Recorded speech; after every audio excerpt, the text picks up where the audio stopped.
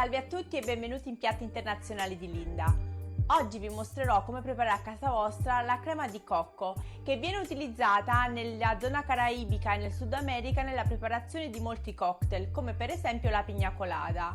Penso che la crema di cocco non sia facilissima da trovare in Italia, però è semplicissima da preparare a casa.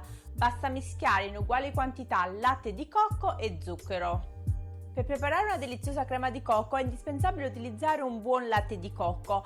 Il latte di cocco thailandese è molto buono. Qui vi mostro alcuni esempi di latte thailandese che trovo nei supermercati locali qui in America. Come potete vedere, tutti questi latti di cocco hanno in comune il fatto che sono molto calorici, circa 180 calorie per 100 grammi, mentre se notate quest'altro latte di cocco che non è thailandese ha circa 100 calorie per 100 grammi, è molto più leggero. E si vede subito la differenza. Infatti questo è molto liquido, invece uno di questi niente, non è liquido.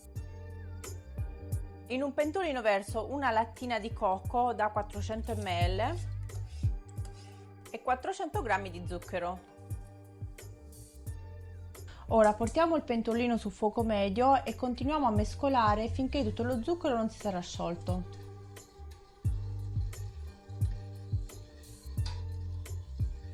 È semplice capire quando la nostra crema di cocco è pronta perché, come potete vedere, il suo colore cambia. Prima era completamente bianca, mentre ora non so come spiegarlo, è tipo giallina sul grigio, ecco, vuol dire che è pronta.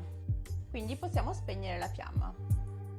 Ora possiamo trasferire la nostra crema di cocco ancora calda in una bottiglia o un barattolo di vetro e quando si sarà raffreddata possiamo conservarla in frigo per una settimana.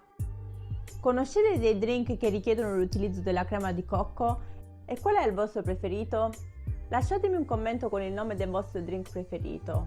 Presto pubblicherò la ricetta di un drink portoricano a base di crema di cocco. Quindi se siete curiosi di scoprire questa ricetta iscrivetevi al canale e attivate la campanella. E se questo video vi è piaciuto lasciatemi un like. Tutto questo aiuterà il mio canale a crescere. Grazie!